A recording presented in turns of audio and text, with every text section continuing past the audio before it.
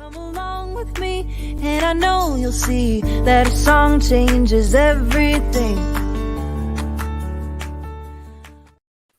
My gosh, the technology issues. Good morning, everyone. We're live on Arts for the Health of It. I'm Richard Wilmore. I'm Catherine Pardesini. And I'm Amy Latta. Yay! Amy's back. Everyone remembers Amy from the last time she was here because she keeps making amazing things and publishing amazing books. And so I keep begging her to come on. And she so nicely says yes every single time. So thank you, Amy. Of course. I'm so happy to be here.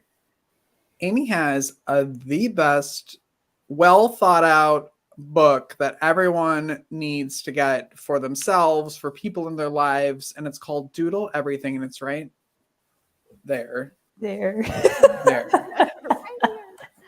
Amy, tell everybody about this book and who you think this book is for.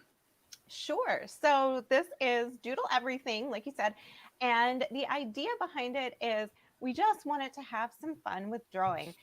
I am an artist and author, of course, and I go around the country virtually and in person teaching workshops. I do a lot of hand lettering and modern calligraphy, and I also do doodles and embellishments and things that go with it. And one of the most common things that I always hear from people in these workshops is, well, I can't draw. And it makes me so sad because when you work with kids always think that they can draw anything and everything, and they make these wonderful masterpieces. And, then somewhere along the way, we lose our confidence and decide, oh, well, some people are artists and some people are not, and I'm not. And that honestly, it breaks my heart because all of us are created to create. It's so good for us in every way. And when we just decide that we're not any good at it and we don't do it, then we're missing out on so many benefits for ourselves and for others. So the idea behind this was that it's to show everyone. You asked who this book is for, literally everyone, anybody from, small kids that just like to draw all the way up to my my husband's grandmother, my kid's great grandmother, who is 101, has Wow. a copy of this. And so it's for all ages, all ability levels, because what I do is I take these fun little doodles and I break them down step by step into just simple shapes. And, there's not too much going on in between steps because I hate it when you look at a tutorial and it goes from this to this. And I'm like, Yep. So I wanted to make sure that the steps are very logical and clear, and literally anybody, as long as you can draw simple shapes, even not perfect shapes, because I can't draw a perfect circle either, but we're just breaking things down into really small baby steps so that you can create these cute little whimsical pictures.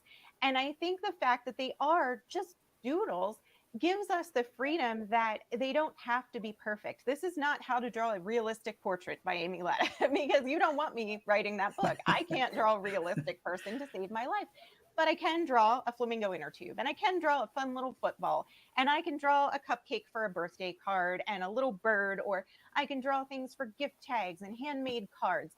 And they're fun and they're cute. They're not perfect, but I like to create them. And the idea is that hopefully I can share that with you. Oh. I'll go because I'm so excited. Okay. Sorry. It's great because the steps are so simple. And I remember as a kid, like that's one of the reasons I started to draw is because I would find the little comic section and there was always a how to draw like one of the characters. And it was step by step like that. And it made it very accessible and fun. And like your drawings they're so fun and they're stylized. And I think the way you break it down gives people a chance to add their own stylization to it as well, which is really cool. Yes. And, of course, you can color things any way you want. You can make them your own. And when I was coming up with the steps, I would draw out the steps that made sense to me. And then I tested them on my kids and on my husband. And I would say, especially for the more complicated ones, like some of the animals and things, I would say, okay, I need somebody to draw this giraffe. And then they would draw it. And either they would come back and they would have a giraffe and say, look, I did it. Or my one son, Noah, was really great about being like, Mama, I got it, but I got a little confused between this one and this one. Can you break it down more? I think too much is going on. So I actually got some really good feedback from them, and it made the book even better. They were That's your so beta smart. testers. Yeah. Yeah. That's awesome. Well, and that's what I love about this book is that it's not like super kid centric where it's like, No. here, give your kid something to draw. Like as an adult, you feel like you're actually accomplishing something with this book. And you said something when you were talking earlier. You said we were created to create, and I love that. And I want to know kind of when you realized that. Well, I feel like, as a child, I loved creating all different kinds of things. And my mom was, well, she still is, she's actually here today. Before I hopped on here, we were quilting together. And so, it's always been a huge part of my life. She taught me how to sew and how to do all kinds of different crafty things. And then as I grew up, I just never wanted to let go of that. And, you know, I feel like it's such an essential part of who we are and who we're made to be. And the people who don't think that just haven't found the ways to express their creativity yet, or they don't recognize it when they are doing it. Because I know, Richard, you and I talked before about my creativity journal, Practice Makes Progress. And in there, I encourage you to explore things, in all different ways. Maybe it's wood carving for you, or maybe it's cooking for you. Like my husband doesn't consider himself an artist with pen and paper, but he loves to play around in the kitchen. He likes to create from scratch recipes and adapt them and things. That is not my gift, but that's how he expresses his creativity. My dad was in construction, and he would build things with brick and stone, and sometimes it had to be a certain way, but when he got to do a fireplace or a sidewalk, you get to explore it in different ways. And I feel like all of us have certain ways that we're able to really express that creativity, and we just have to find out what they are. Well, I mean, you've done it. You've made a career out of it, and I like am so not. I don't want to say jealous. I'm just so like proud of you that you've been able to do that. Find what you love in the creative field, and then actually like do it, and to do it so well, and to find ways to also then teach other people, I think is amazing. Yeah, teaching is definitely my favorite part. I was a school teacher back in my previous life. And so I feel like those skills and that desire to help other people to learn and succeed never really goes away. I am constantly getting emails and comments on the website and stuff from people who they want to buy the things that I make. And I'm like, no, I don't sell them. That's not what this is about. Like I'm creating for myself or for gifts or whatever, but my goal is to teach you to make it, not to buy mine. I want you to make your own. And so it's definitely, that's at the heart of everything I do. Whether it's the books that I'm writing, it's the lifestyle TV show segments that I'm doing, the workshops I'm teaching, the blog posts I'm putting up, and the patterns and traceables and all the things, it's so that you can take it and turn it into whatever you want it to be. Do you dream in doodles at this point? I don't think so, but if I Okay. do, I'll let you know. Okay. That'd be kind of, Can you yeah. imagine? That'd be so fun. Like your own little cartoon dreams. I mean, and I feel like with this book, Doodle Everything, you've thought of everything. And I messaged you once I got it in the mail. Like it's even designed where like it lays flat. So like you don't have to worry like about trying to do it and keep the page open. Mm-hmm. Like that's such a smart idea when someone's trying to learn like that. Yes, we years ago when the first of my hand lettering books came out, that was something we choose special paper that works best with your markers, and we also make sure that it lays flat. My publisher, Page Street, is very, very good about that. They do craft books, cookbooks, and coloring books. And so because of their coloring book experience, then when we actually worked together for my first one, Hand Lettering for Relaxation, they were like, this is a lot like one of our coloring books, except that you're learning how to create your own designs and then color them in. So the format that we use for those would work really well because those are designed to work well with, art supplies with your markers and your crayons and colored pencils and all those things, and to lay flat while you're working. So since it's a workbook, we really want it to be accessible and not something that drives you crazy when you're trying to work in it. That's so smart. What is something like when you interact with people that say like, I'm not an artist or I'm not creative, and then you start teaching them some of this process, how does that go? Like once they finish a drawing, like what is that interaction like? Is there kind of like maybe like a light bulb, like, oh, maybe I maybe I do know how to draw a little bit, or what is that like? Yeah, the light bulb moments are my favorite. And it happens with the lettering because people are real intimidated by that too. And then they realize how simple it can be. And the same with the doodles. You know, you get people who say they can't, and then you break it down into the simple steps, and they just kind of glow because they have this thing and they want to show everybody. And it's really fun because then they're turning to the person next to them and look at the ice cream cone I just drew. Look at this. This is my favorite thing, you know, and they're sort of telling everybody else about it. And it's really exciting to see how proud of themselves they get when they do something that they didn't think they could do. Mm-hmm. And like for me, I think my favorite was my husband. I've got a hippo doodle in here. I probably can't find it at the moment, but oh, there he is. So this is in the zoo section. And my husband just thought it was adorable, thought it was the funniest thing. And so when he was choosing some doodles to test out, once the book came out, this was what he picked. And he sat down and actually took his time and went, and, you know, he has terrible handwriting and is not an artist, you know, would tell you that he couldn't draw anything. And his hippo looked just like mine, and he colored it. And, you know, he got so excited because I didn't know he was doing it. And he ran downstairs and he's like, I have something to show you. Oh. And he holds up this paper with the hippo in the mud, you know, and he's like, look, I made this. Oh, that's so cool. We're, you know, going to get a frame for it, and we're put it up in the house because he's so excited that he actually did it and could create it. And the idea then that he could turn it into something is really fun too, because I think the other light bulb moment is people realize, okay, I can do this. And then there's this moment where they're like, oh, the things I could do with this. Like, it's not just I'm doodling on a random piece of paper, but all of a sudden I could make someone a card.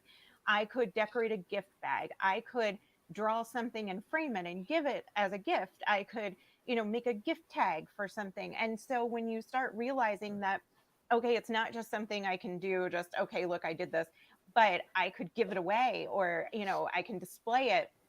And then it takes on this whole other level of, I could do that. It's just so fun to watch them realize the possibilities. Yes, you took all of the words out of my mouth, because I think one of the things I said to you was like, it makes you not only give out like the energy that makes you confident that like I think I can do this, and then you do it and you're like, oh my gosh, I did do it. Like there's that entire like full circle moment with all of your books that just kind of makes you feel like you did it on your own, even though you're getting step-by-step instruction. Is that kind of how you form all of your books? I'm curious, kind of, because a lot of your books before these two were similar in a way, right? Like they were all hand lettering books, and now you're sort of venturing off into other things. Like when you're thinking of a book concept, is that what's first in mind for you when you're coming up with ideas for books? Well, the first book, what happened with that was I had just started hand lettering myself. I was pretty new to it. I hadn't even been doing it for like, I guess I'd been doing it for like a year and a half, maybe, which was probably nowhere near the expertise I should have had to write the book.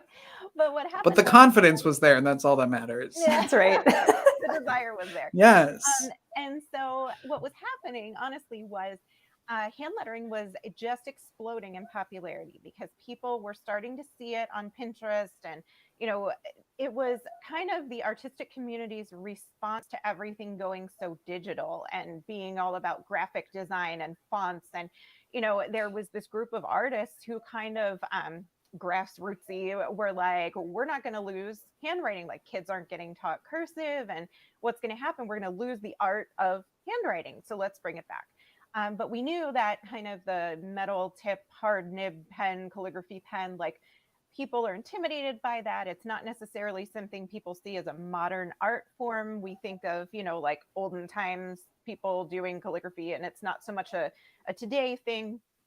So this modern calligraphy with the brush pens became like the new thing, this hand lettering, where we're doing it in a slightly different way with a different tool, but it's basically calligraphy. And so people started doing that as a way to bring handwriting back as an art. And I got sucked in, just really loved it, taught myself how to do it. Like I would look at examples online and figure out like, okay, where's the thick part? How do they do that? And so I had a website at the time. It was One Artsy Mama. It's since become Amy Latta Creations, because it used to be a lot of kids crafts and things that I was doing with my son. But of course, my kids are teenagers now. They're doing their thing. And so it switched over to a lot more of my own art. And as I started to share about the hand lettering, like I was learning it, and then I was just like immediately like putting it out there, like, this is what I learned, you try it. I learned this, you try it. And what I found was not a lot of people were doing that at the time, and the only people who were teaching it were kind of teaching it to artists. They weren't teaching it to Joe on the street. They weren't trying to break it down in a way that literally anyone could understand it. Or maybe they were, but it just wasn't translating that way. And regular people who wanted to try it were like, a what now? What's a downstroke? I'm lost. And so I tried to take my teaching background and break everything down into those little pieces, same as the Doodle book, just a tiny bite-sized digestible chunks where like I can easily go from this to this to this, and I can create something. And people really resonated with it. And all of a sudden, my website just got this whole new following of people who wanted to learn this art. And it just gained traction. And so when I approached Page Street about doing the book, they had found a lot of success in the adult coloring books. And they were like, this is a logical next step. And they were smart enough to see that it was an up and coming trend and that it was going to do really well. So they partnered with me, and we were able to create that first book. And then after that, we kept trying to think about, what else can we offer that people are going to be really excited about. And so the next one we did for kids, because we got a lot of response where people were doing the first book with their kids, or kids were stealing their book and trying to do it. So we made one that was designed just for the kids. And then a lot of what comes next, the publisher is looking at trends and what's going on, and they looked at my Instagram, which is a lot of just funny quotes that I hand letter, and people really resonate with those. The everyday jokes, the Alexa, do my laundry kind of jokes, where we think they're funny because they're real. It's real life. And so we did a book about the hand lettering, but people were learning to letter these funny quotes. And then I really was passionate about doing one for Bible journaling, because that's another reason that people like to do the hand lettering, another way that they use it. So we did hand lettering for faith, and we did one off the page because I was getting tons of questions on my website and in my workshops about, okay, I've learned how to do this on paper. How do I do it on a wooden sign? How do I do it on my phone case? How do I do it on clothing? And so that book goes into kind of taking it onto different surfaces, like what tools do you need? What kind of marker? Or how do I do it with thread? And then after that, like, honestly, several books ago, I personally wanted to do a departure from just the lettering. Like, I wanted to share more than that and just speak to other creatives, because I know there's a limited audience of people who are interested in the lettering, lots of them, but there's also a lot of creatives where that's just not their jam. And so I wanted to put something out there. I have great admiration for people that hand letter, because it's an involved process. So it's not as bad as you think. I promise. See, I'm already judging. That's for another day. Have your lettering in 10 minutes. But until then, so I wanted to put something out that was for all creatives and spoke to, people who do create by cooking and by writing poetry and by performing music and things. So that's where the journal came in. I really wanted to do the guided journal that just explored creativity as a whole and kind of encouraged and uplifted and motivated just all creative types. And then the Doodle book was actually, the publisher came to me and said, we feel like there's a market out there for a Doodle book and we think you're the person to write it. And I was like, cool, let's do it. So that one was probably the most fun to create, honestly, because I just got to draw. I just got to make these 400 plus images, and just I had so much fun. And I would like finish a little character and I would text it to my mom and my best friend and the kids, and I'd be like, look at my hippo, look at my cow, look at look at the unicorn. And it was just a lot of fun to create. How long did it take you to create the book? Good question.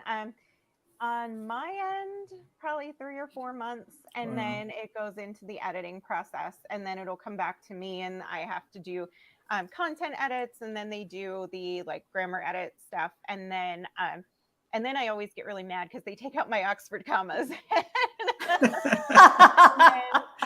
The teacher in her comes out again. I will fight until the day I die for the Oxford comma. But yeah, so that should be a hand lettered somewhere. Yep. Oh, I know. I actually did letter design that said "Long live the Oxford comma," and I put it in the foil machine, and made it all gold foiled and framed it. So funny. But yeah. And then after the editing, it goes to be printed, and I don't have anything else to do with it. So it usually takes at least a year before the book actually, hits shelves and gets into people's hands and stuff. It makes me crazy, like on the movies when they're like, "Oh, I'm writing this book," and then all of a sudden it's here. Like, yeah, no, not real life. Yeah. It's like a year to a year and a half process before that actually happens. I mean, maybe self-publishing is different. I don't know, but if you're following the system, that's about the amount of time it takes. Wow. What are you going to teach us how to doodle today? I'm excited to learn something. So, how many doodles do you think we have time for? What do you think? I don't know. It depends on how long this thing takes me to attempt to do at a decent. So it looks decent. So we'll see. Okay, sounds good. So I was thinking, we're headed into the holiday season, of course, and I love to make personalized cards and gift tags and things. So I wanted to look at a couple of seasonal things that I could teach you how to do so that you can do the same thing and jazz up your gift tags and things like that. So the book is actually organized in sections based on where you would find the things that you're drawing. So like there's a whole section in the beginning that's in the garden, and then you've got under the sea, and that's where my fun little crab and the jellyfish live and that kind of thing. There's at the zoo. So I wanted to look today at the in the snow and also at the holidays sections, because that's where we're going to find things that we can put on our Christmas gift tags. So I wanted to start with the snowflakes because these are actually super simple to doodle. And like we were saying earlier, a really good one for putting your own personal spin on, because there's so many ways that you can customize them. So when we doodle, what I would suggest is that you always want to doodle in pencil first, and then you're going to go back and trace it with a fine tip black marker, and then you're going to color it in. And the reason for that is because when we doodle in pencil, the pressure is off. It is totally okay if we make a mistake because we can fix it. And sometimes some doodles are going to require that you have to erase something in order to get the finished thing. So like, for example, if I were drawing a piece of pumpkin pie, so I'm going to draw my pie here just to show you this example. And so if I'm drawing and I got my crust here, I want to put a blob of whipped cream on top. So what's going to happen is, see how my whipped cream is crossing over the line of my pie? If I did that with marker, there's nothing I can do about it. But now I can go back and get rid of my line and then trace everything, and I have a really nice doodle. So that's another good reason why I like to pencil things in first, because sometimes there's like a layering that happens and we want to get rid of those extra lines. Does that kind of make sense? 100%. Yes. Yes. Okay. All things I would not have thought about. Okay. So the first thing that we're going to do to make our snowflake is we're just going to draw an X. And it can be as big or small as you want it to be. We're just making an X. And then we're going to draw another line across through the center of our X. And now we're going to draw a little circle in the center, and you can fill that in or you can leave it open if you want, but that's going to be the center of our snowflake. Now we're going to take, everybody can make a V, right? We're going to draw a V on the end of each of our lines. Super simple. We're just making a V. And then we're going to come a little further down. And again, this is where you get to personalize it. You can put it as far down as you want. And we're making a second V. And then we're just going to draw some circles in that empty open space like that. So we're drawing the target symbol there in the middle. And that gives us one of our snowflakes. So now that we've sketched it, we can take a fine liner. So I'm using Tombow Mono drawing pens, but Sakura microns are basically the same thing, or Faber-Castell makes a similar pen, but it's just these fine line markers. And they come in all different sizes. This is the 08, so it's like the thickest one, but they go all the way down to an 01 if you want real fine details. And I'm just going to trace over my pencil lines.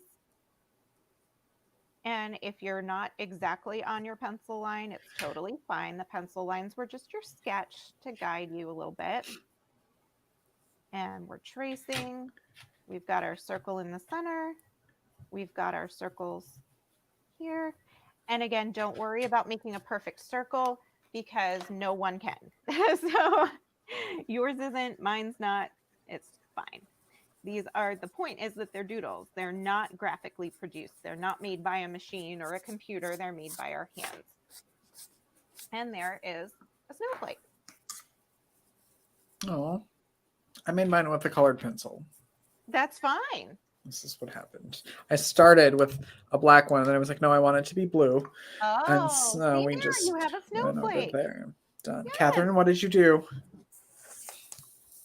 There. There, see how pretty? Yes. And then you can add all kinds of details to it as well. So like if you want to go back and you want to put some dots in here, you can do that, kind of fill in your spaces. You can put a dot or a circle above your V. And the snowflakes are so fun because in real life, we know that no two snowflakes are alike. And so when we doodle them, it's the same way. Each one is going to be individual and unique, and that's what we want.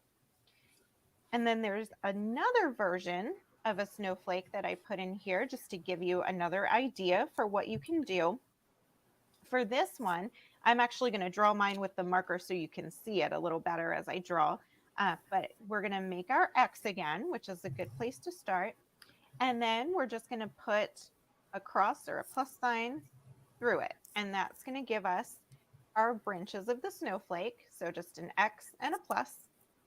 And then on the end of each one, we're going to draw a little circle. And you could color it if you want, or I left mine open and then I colored it in blue later. And that's just a way that you can add a little pop of color to it. Or honestly, you could use any color that you like. Right now, all the colorful trees and the colorful snowflakes are very, very popular for Christmas stuff. I just was making a quilt out of some fabric that has colorful snowflakes all over it. So they don't have to be blue. They don't have to be white. It can be anything you want. Then we're going to come in and we're just going to draw shorter lines in between each of our longer lines like that. And that's just going to give our snowflake a little burst in the middle. And then I put a little dot at the end of each of those lines. And that's all there is to it. And that gives us a snowflake that looks totally different. All it is lines. It's X's, it's pluses, it's circles and dots. And then you have these fun little whimsical snowflakes that you can put on your cards. You could put these on an envelope if you're addressing your Christmas cards. If you're making gift tags, you know, you can really easily just take a piece of cardstock, punch it or cut it out, and then you write the name, put a little snowflake or two, and it's going to be really personalized. That's so sweet. That's amazing. I think there's just so much, like these are obviously really fun to make, really simple shapes and lines. But I feel like what you're really doing with this, Amy, is it's a confidence builder. Like you're just building the confidence in people to, if they're starting from the beginning, like they've never drawn before, or it's been years and years. There's something really special about that. Yeah, I mean, anybody can do this. And it's so fun when you realize that you did do it. And some of these might be things that you drew when you were a kid. Maybe you used to draw those little snowflakes in your notebook in school. And, it's, we can still enjoy doing that as adults, and we can find useful things to do with them, which is a lot of fun. Yeah. What was the most difficult one that you had to conquer while you were making this book? Do you remember? Yes. I'm still having dreams about that too. Yes. None of them were terrible, but what's interesting, right, is that some of these doodles came to mind immediately for me because they were things that I've been drawing since I was a kid. So, like, for example, where did they go? The snowmen. I have been drawing the same exact snowman since I was in, I don't know, second grade. Like, this snowman is, if you look back at any of my old doodles, he's been the one forever. He's featured. Yeah. And you can, like I said, do variations. I created a whole little snow family here, but like I have been making that drawing since I can remember learning how to pick up a pencil. And there's other ones in here too, where like, I've been doodling a tree the same way and all of that. And but then as I was talking with the publisher and we're like, okay, we need to draw things, other things that you might not have thought of, because we needed 400 ideas. Draw a seahorse. I'm like, what? You want? And so like there's just these things that I had literally never attempted. I've never in my life had occasion to doodle a seahorse. And so I had to really think about, okay, well, what does it actually look like? And you pointed out earlier that a lot of they're stylized. All of these, if you look at them, their faces have like the same kind of look to them, and they just have a certain style that, it's a whimsical, fun, cutesy kind of look. And so how do I take what a seahorse looks like and turn it into my particular stylized thing? So that, I guess for me, that was one of the biggest challenges. And then because one of the things that I do was I would look and do sort of an image search for like cartoon seahorse or cartoon octopus or whatever it was, and look at like, what have other people done? What's out there? How can I cartoonize this? But like, I obviously am not looking to copy someone else's work. So like, how do I translate it into a doodle that's not too similar to something else that's already out there that someone else has created? How do I make this my own? So he was a little booger, but I do like the way he turned out. It's super cute. When I first got the book, I looked for an elephant, which you had, and then coffee, and I was like, okay, those two things are, and I think you also have like a coffee cart, right? I do. I have. Yeah. So I was like, sold. I'm here for it. Yep. Well, you and I share that affinity for coffee. Yes. So that's thing. There's actually like an entire a section whole for chapter coffee. here Yep. for the coffee. Oh, I was going to say, what category is this in? It has. Yes. I love it. Mhm. Okay. It is worthy of its own. And these were actually some of the first doodles I created for the book, because that's what I always doodle is coffee. So we did, the hot cup, the cold cup, the frap cup, and then Awesome. we did coffee mug, coffee pot. Here's the little cafe. And then, of course, the coffee beans, bag full of coffee, and then like the little table and chairs.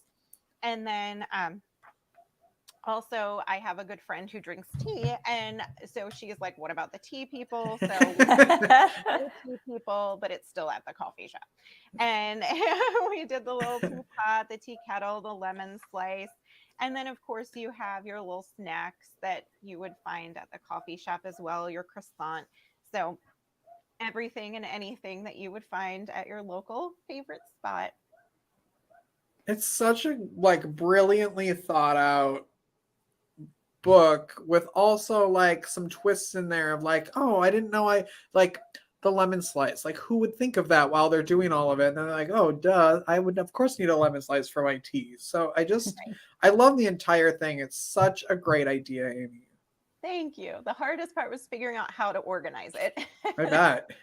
Because you just have so many doodles. And in the end, like, this was the only thing that made sense to me, was putting them in categories for where you would find them in life. And then we would have these weird overlaps, because I have one that's like at a party, and that is, I think that's back farther, and so you have that's where I did like the banners and things, because one of the most popular embellishments when I do my lettering classes is like banners like these that you can write in and that kind of stuff. So I wanted to have a place to include those. I'm like, are we going to do that? So at the party, but of course, then like a cupcake could also be at the party. So, you know, in the end, it's like, okay, where are we going to put that? But that's why we have an index. So in the back, if you're looking for something, like when you went looking for an elephant or looking for coffee, then you can come to the back and find where it is. And that way, you know, even if it's not in the section that kind of made sense in your head, then you can find where it is. Yeah, because Richard's elephant would be at the coffee shop. Yeah. I mean, it would be everywhere. It would be, Naturally. yes, it would be at the Naturally. party, at the coffee shop, under the Christmas tree. Yes. Everywhere. For sure. Everywhere. Yep.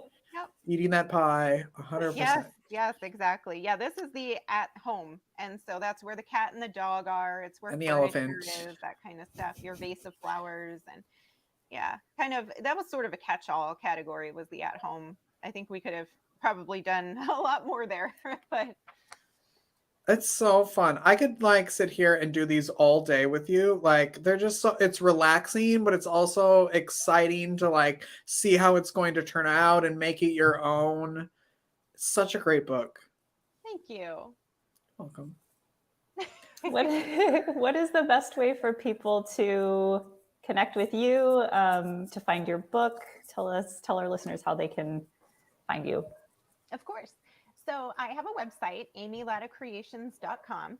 And at the website, you can find all kinds of goodies. And one of the things that I try to do is, outside of the books themselves, pretty much everything I offer as content on the website and stuff is free.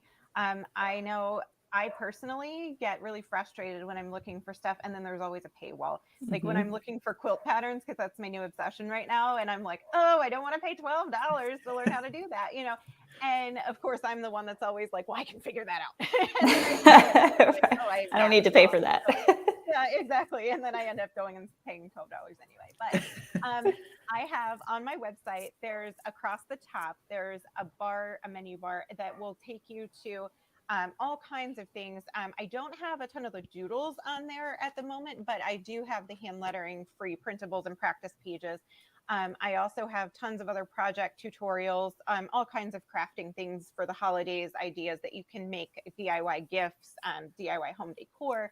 The holidays are my favorite time to craft. So right now I've got like some little turkey place cards up that are really cute, and a thankful pumpkin idea, and lots of things. And so I also have a heading on there for my books. So you can click on my books and you can see information. This is number 7. So you can see information about all 7 books and, you know, figure out which ones are the ones that are best for you to start with. And, you know, if you have somebody in your life that you think would enjoy being gifted, you can pick the best one just based on the descriptions and things like that, and little previews of the inside. And you can find the books. Fortunately, I am distributed by Macmillan, which is a big name in publishing. So you can find these basically everywhere that books are sold. You can find them at Amazon, of course. You can also find them in store and online at Barnes & Noble, Books A Million, bookdepository.com for anyone who might be listening outside of the US. Bookdepository.com has free worldwide shipping. So if you are in another country and you would like this, but you don't want to pay exorbitant shipping fees, Book Depository is the place for you. You can also find some of my books in store at Hobby Lobby, Joann Fabrics. So some of the craft stores have picked them up. And you can find them online at Target.com, Walmart.com. So basically everywhere books are everywhere. Local independent bookstore. Don't forget them this holiday season. Yeah. Do you, I mean, Amy has thought of everything clearly, including how you can get it in another country. Do you ever go in to a store? Have you ever signed your books in a store? All the time. How does that feel when you first did it? Or if it still feels like, oh my gosh, I can't believe this is my life. The first time was pretty overwhelming. To see it on the shelf in Barnes & Noble, I was like, what is happening right now? That was pretty amazing. And Barnes & Noble, they're really cool because if you take your book up to them at the customer service station and you're like, hey, I'm the author, they ask to see your license, which makes sense. So you're not just like randomly signing other people's books. And they verify your identity and then you can sign it. And then they put a special sticker on it that says signed by the author or whatever. And then they'll just put it in a like special spot, and people know that it's a signed copy, which is cool. So I like to do that. I've had interesting reactions other places, like when I would go in like to Hobby Lobby or something, like they kind of don't know what to do with you. And so what I like to do is I just always carry a pen with me, and I'll just like stealth sign. I wait until nobody's looking, That and is then I so just like sign. funny. And then I will often share on my Instagram. I'll like post in my Instagram stories, hey, I'm at the such and such. Cause like I'll do it when we go on vacation to Myrtle Beach. I'll be in the, North Myrtle Beach Hobby Lobby off of Kings Highway, and I'll just be like, hey, signed copy. And so then if anybody's in the area, they know that it's there. I love like a little treasure hunt. Yeah. So That's if so you ever funny. pick up a copy in the store, check and see if it's autographed, because it might be. Yes, that was I used to work at Borders bookstore back in the day, and Oh, that was me my. too. You did? Yes.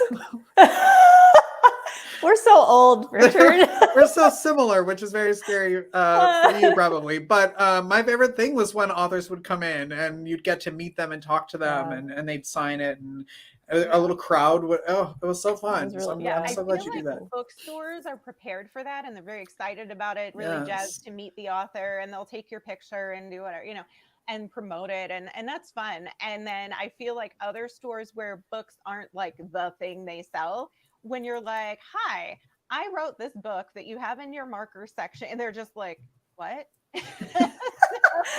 I didn't know we sold books. Yeah, you're gonna be the one to change that entire process. Yeah. You watch. They're gonna start having stickers there. It'll be an That would entire be thing. amazing. You Yeah. need to should start just make my own packaging your stickers. book with the Fine. markers and the sketchbook and Yeah. everything. I just keep waiting for someone to yell at me and be like, why are you writing Why, about yeah, that? you have to buy that book. I made the book. Okay. Leave me alone. I just added value to this book. Yes. Exactly.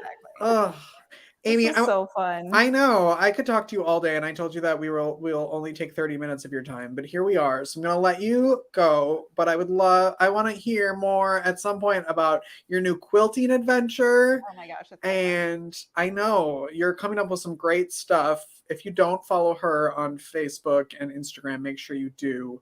And she's constantly putting out content, and it's so fun to watch and dream that I could do it, which I can if you get the You books. can.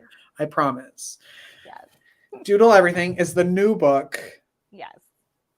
But I This have is- to say, yeah. quilting has been so exciting for me because I'm on the opposite end this time. I'm the person who said I can't.